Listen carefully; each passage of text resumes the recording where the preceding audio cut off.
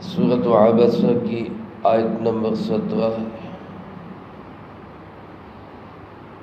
الحمدللہ وکفی وسلام علی عبادہ الذین اصطفی، خصوصاً علی سید الرسل وخاتم الانبیاء وعلى آلہ واصحابہ الاتقیاء۔ اما بعد فاعوذ باللہ من الشیطان الرجیم، بسم اللہ الرحمن الرحیم۔ قتل الانسان ما اکفرہ، من ای شیء خلقہ، من نطفة خلقه فقدره، ثم السبيل يسره، ثم أماته فأقبره، ثم إذا شاء أنشره، كلا لما يقض ما أمره، فلينظر الإنسان إلى طعامه أنا صببنا الماء صبا، ثم شققنا الأرض شقا، فأنبتنا فيها حبا وعنبا وقضبا وزيتونا ونخلا وحدائق غلبا وفاكهة وأبا، متاعا لكم ولأنعامكم۔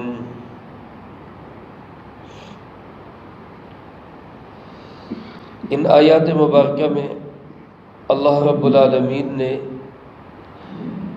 انسان کی ناشکری کا شکوہ کرتے ہوئے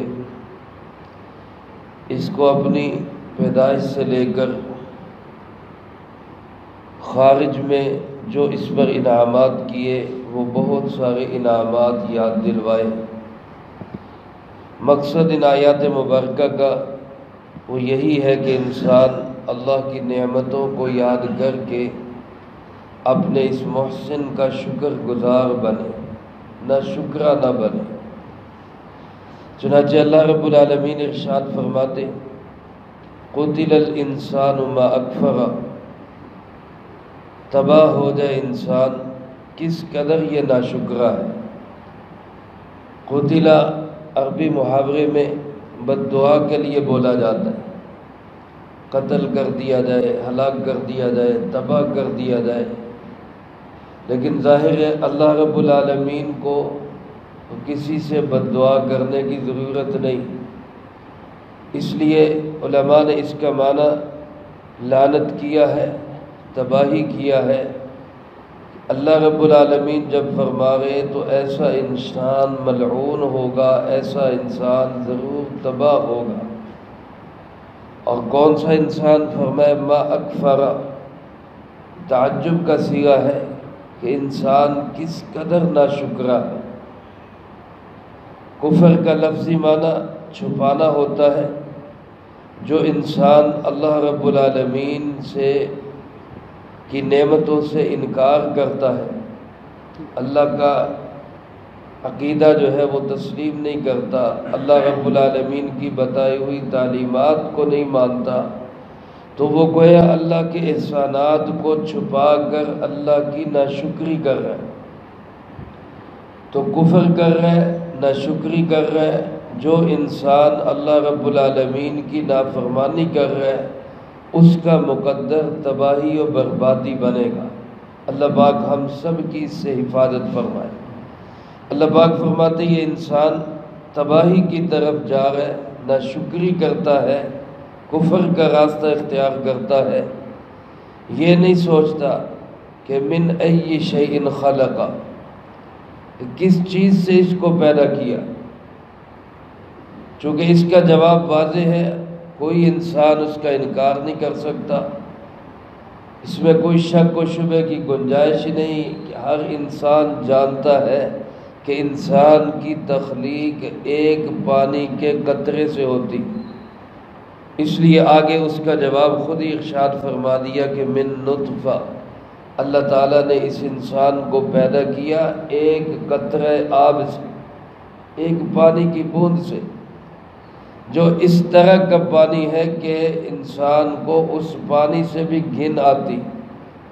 دوسری جگہ قرآن کریم میں اس پانی کو فرمایا من ماء مہین، ایک حقیر پانی سے جو غلاظت کی جگہ سے نکلتا ہے۔ انسان اپنی پیدائش پہ تو غور کر، تو ہے کیا اور پنگے کس سے لے رہا ہے؟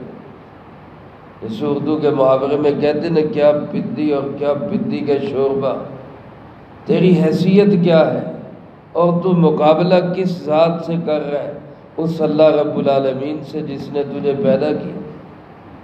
تو اپنی پیدائش پہ غور کر، انسان اپنی پیدائش پہ غور کرے کہ کس چیز سے اللہ نے اس کو پیدا کیا، ایک قطرہ آب سے۔ پھر فرمایا خلقہ فقدر، اللہ پاک نے اس انسان کو پیدا بھی کیا اور پھر اس انسان کو ٹھیک ٹھیک بھی بنایا۔ ہر انسان کی تخلیق اللہ پاک نے بہترین قد و قامت کے ساتھ کی۔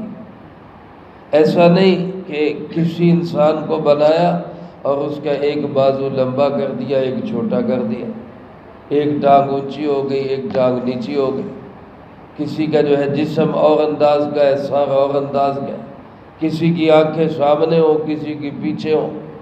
ہر انسان کو اللہ پاک نے بنایا فقدرہ، اور بہترین سانچے میں ڈالا، بہترین اس کی تخلیق کی۔ اور بعض علماء نے فرمایا فقدرہ کا معنی اللہ پاک نے اس کو پیدا بھی کیا اور اس کی تقدیر بھی لکھی۔ ہماری تقدیر ہماری پیدائش سے پہلے لکھی جا چکی۔ شکم مادر میں انسان ہوتا ہے تو 4 چیزیں لکھ دی جاتی ہیں، اس کی عمر کتنی ہوگی، یہ کام کیا کرے گا، اس کو رزق کتنا ملے گا، اور انجام کار یہ سعادت مند ہوگا یا بدبخت ہوگا۔ یہ 4 چیزیں وہیں شکم مادر میں وہاں پہ ہی درج کر دی جاتی۔ اسی کو فرمایا کہ اس کو پیدا بھی کیا اور اس کی تقدیر بھی لکھ دی۔ پھر فرمایا ثم السبیل یسرا، پھر اس اللہ نے اس کا راستہ آسان کر دیا۔ راستہ آسان کرنے کا مطلب کیا ہے؟ ایک مطلب تو علماء نے لکھا ہے کہ پیدائش کا راستہ اللہ نے آسان کر دیا، کہ کس جگہ سے کس طرح اللہ پاک نے اس انسان کو نکالا ہے، اللہ پاک نے اس انسان کو پیدا کیا۔ انسان ساری تخلیق پہ غور تو کرے۔ اللہ پاک تو انسان کو خود فرماتے کہ اپنے آپ پہ ہی غور کرو، تمہیں سمجھ آئے گا کہ تمہیں پیدا کرنے والا کون ہے۔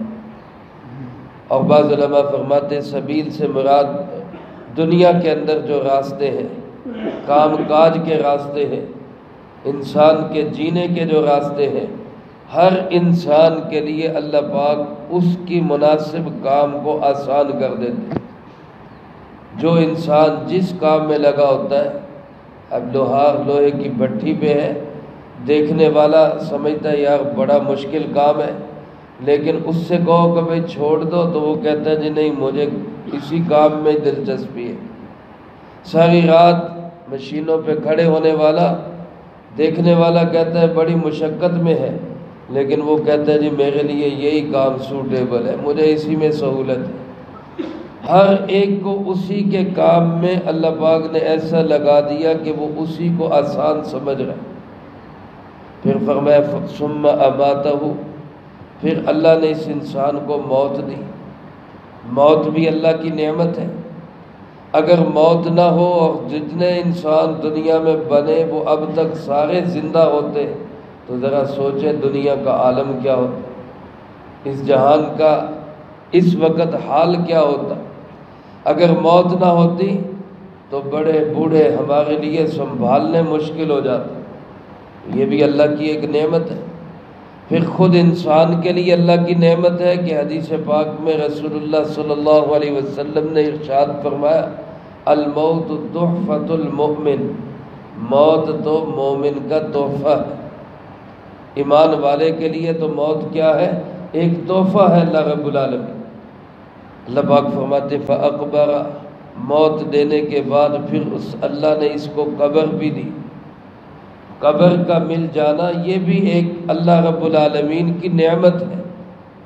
انسان کو ایسے نہیں چھوڑ دیا کہ اس کو جو ہے سڑک پہ مر گیا تو پڑا رہنے دو، کسی میدان میں مر گیا اس کو پڑا رہنے دو، جانور کھا جائے، نہیں، اعزاز کے ساتھ فرمایا اس کو نہلاؤ، دھلاؤ، کفن دو اور پھر اس کو مٹی کے حوالے کر دو۔ اللہ پاک کی بہت بڑی نعمت ہے قبر انسان کو مل جائے۔ فرمایا ہم نے اس کو موت دی، پھر قبر دی، ثم اذا شاء انشر، پھر جب وہ چاہے گا اس کو دوبارہ زندہ کرے گا۔ ہمارا ایمان ہے اللہ رب العالمین جتنے مرے ہوئے انسان ہیں ان سب کو دوبارہ زندہ کرے گا۔ سب کہتے ہیں بے شک، ضرور ایسا ہوگا۔ یہ دوبارہ زندہ کرنا یہ بھی اللہ رب العالمین کا انعام۔ ان نعمتوں کے بعد اللہ پاک فرماتے کلا، چاہیے تو یہ تھا کہ انسان اپنے اس منعم حقیقی محسن کائنات اللہ رب العالمین کا شکر گزار ہوتا اور اللہ کے حکم سے بال برابر بھی پیچھے نہ ہٹتا، لیکن اللہ پاک فرماتے انسان نے ایسا کیا نہیں ہے۔ لما یقضی ما امر، اس نے اب تک اللہ کے حکم کو پورا نہیں کیا، اللہ کے حکم پہ یہ قائم نہیں رہ سکا، یہ ناشکری کی طرف چلا جاتا ہے، کفر کی طرف چلا جاتا ہے۔ فرمایا ذرا غور کرے کہ انا فلینظر الانسان الی طعامی، انسان اور چیزوں کو نہیں دیکھتا، اپنے کھانے کو ہی دیکھ لے۔ ایک لقمہ کھانے کا، ایک روٹی دو روٹی جو انسان کھاتا ہے، اگر انسان چاہے کہ میں اپنی قدرت سے، اپنی محنت سے اپنے منہ تک اس کو لے آؤں، تو ذرا پیچھے تصور کرے کتنے لوگوں کا کام ہے۔ کسی نے ہل چلایا، کسی نے بیج بویا، کسی نے فصل کی رکھوالی کی، کسی نے اس کو کاٹا، کسی نے اس کے دانے الگ کیے، کسی نے اس کو پیسا، کسی نے اس کو گوندا، روٹی بنی اور پھر اس انسان تک پہنچی۔ ذرا یہ سوچے کہ اتنے لوگوں کو کام پہ لگانا پڑتا تو یہ لگا سکتا؟ ان سارے لوگوں کو اپنے اپنے کام میں لگانے والا کون ہے؟ اللہ رب العالمین۔ انسان اپنے کھانے پہ غور کر لے کہ میں جو صبح و شام اللہ کی نعمتیں کھا رہا ہوں، یہ نعمتیں مجھ تک کیسے پہنچی؟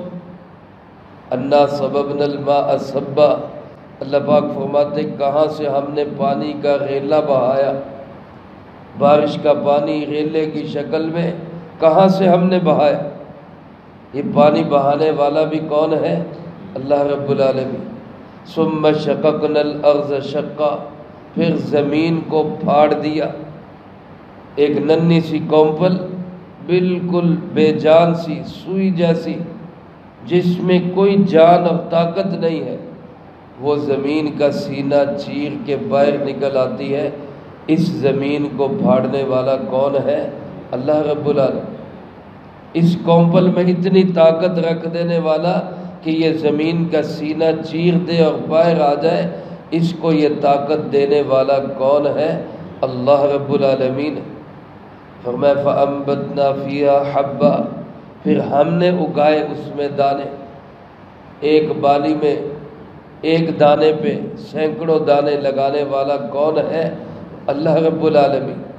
فَأَنبَتْنَا فِيهَا حَبًّا وَعِنَبًا وَقَضْبًا، کہیں انگور اگا دیے، کہیں سبزیاں اگا دی، وَزَيْتُونًا وَنَخْلًا، کہیں زیتون لگا دیا، کہیں کھجور لگا دی، وَحَدَائِقَ غُلْبًا، اور کہیں گھنے باغات اللہ پاک نے لگا دیے، وَفَاكِهَةً وَأَبًّا، کہیں پھل لگائے اور کہیں چارہ لگا دیا۔ یہ مختلف قسم کی چیزیں جو زمین سے پیدا کرنے والا یہ کون ہے؟ اللہ رب العالمین۔ زمین ایک ہے، پانی ایک ہے، اس میں بظاہر کھدائی کرتے جاؤ کچھ نہیں نظر آتا، لیکن اس میں بیج ڈالتے ہیں، کہیں سبزیاں اگ رہی، کہیں زیتون اگ رہا ہے، کہیں کھجور اگ رہی، کہیں جو ہے وہ سبزیاں اور ترکاریاں ہیں، اور کہیں اللہ پاک چارہ اگا رہا ہے۔ یہ سارے کام ایک پانی ایک زمین سے کس کی قدرت سے ہو رہے ہیں؟ اللہ رب العالمین کی قدرت سے۔ فرمایا انسان اس پہ غور ہی نہیں کرتا، اس کو سوچتا ہی نہیں۔ اور یہ سب کچھ کس کے لیے ہے؟ یہ جو غلے، اناج، پھل، فروٹ، چارہ سب کس کے لیے ہے؟ اللہ پاک کو تو اس کی ضرورت نہیں، اللہ کے فرشتوں کو اس کی ضرورت نہیں۔ اللہ پاک فرماتے متاعا لکم ولانعامکم، یہ تمہاری زندگی کا سامان ہے اور تمہارے جانوروں کی زندگی کا سامان ہے۔ اللہ تو اتنا رحمان، اتنا رحیم، اتنا کریم ہے کہ صرف تمہارے کھانے کا بندوبست نہیں کر رہا، تمہارے جانوروں کے کھانے کا بھی بندوبست کر رہا، تمہارے مویشیوں کے پلنے کا بھی بندوبست کر رہا۔ اب اس منعم حقیقی، اس انعام کرنے والے اللہ، اس فضل کرنے والے اللہ کی ان نعمتوں کی کوئی ناقدری کرے، اس سے بڑا ناشکرہ کون ہوگا؟ اس سے بڑا اللہ کا نافرمان کون ہوگا؟ میرے بھائیو، آج ان حالات میں بھی ہم ذرا دیکھیں کتنے لوگ ہیں جو ہم سے بھی کمزور ہیں، نعمتوں میں ہم سے بھی پیچھے ہیں۔ کسی کے پاس مکان نہیں، کسی کے پاس کپڑے نہیں، کسی کے پاس کھانا پینا نہیں، کسی کے پاس بیٹے بیٹیاں نہیں، کسی کے پاس اپنا گھر بار نہیں۔ یہ ساری نعمتیں ہم اپنے گرد و پیش میں ذرا دیکھیں تو روزانہ کے اعتبار سے لاکھوں نہیں کروڑوں نعمتوں کو ہم اللہ کی ان نعمتوں کو استعمال کریں، کروڑوں نعمتوں۔ اب اسپتال میں جائیں، بعض مریض ایسے ہوتے ہیں کہتے ہیں جی آکسیجن لگے گی، اب وہ آکسیجن لگواتے ہیں تو 1 گھنٹے کے پتہ نہیں کتنے پیسے بن جاتے، گھنٹوں کے حساب سے پیسے لیتے ہیں۔ اور روزانہ 24 گھنٹے ہم ہر وقت اللہ کی آکسیجن کو استعمال کر رہے ہیں، ہمیں خریدنی پڑتی تو یقین کریں روزانہ کروڑوں کا یہ خرچہ ہے جو ہم مفت میں استعمال کر رہے ہیں۔ کتنی نعمتیں اللہ کی ہم پہ ہر وقت برس رہی، اور پھر بھی ہماری زبان پہ ہر وقت ناشکری کے بول ہوں تو پھر ہم سے بڑا ناسپاس، احسان فراموش اور کون ہوگا؟ اس لیے میرے عزیز دوستو، ہر حال میں اللہ کا شکر ادا کرنا چاہیے، ہر حال میں اللہ کا شکر ادا کرنا چاہیے۔ کروڑوں اربوں ان گنت نعمتیں ہر وقت ہم اللہ کی استعمال کریں، اور شکر کا سب سے بہترین طریقہ یہ ہے کہ جب اس کا منادی پکارے حی علی الصلاۃ، آؤ نماز کی طرف، حی علی الفلاح، آؤ کامیابی کی طرف، تو ہم سارے کام چھوڑ کر نماز کے لیے آ جائیں۔ سب سے بڑا شکر یہ، باقی جتنے احکامات ہیں اللہ کے ان کو بھی پورا کیا جائے، سب سے اول فریضہ وہ نماز ہے۔ اللہ مجھے آپ کو سب کو اپنے شکر گزار بندوں میں شامل فرمائے، ان نعمتوں کو ہر وقت دھیان میں رکھ کے اپنی ذات کا شکر ادا کرنے کی توفیق نصیب فرمائے۔ اللہم انت السلام و منک السلام، تبارک ربنا و تعالیت یا ذی الجلال والاکرام۔ اللہم اعنا علی ذکرک و شکرک و حسن عبادتک۔ اللہم احسن عاقبتنا فی الامور کلہا وأجرنا من خزي الدنيا وعذاب الآخرة۔ اللهم باقية كباقية الوليد، اللهم استر عوراتنا وآمن روعاتنا، اللهم إنا نجعلك في نحورهم ونعوذ بك من شرورهم، اللهم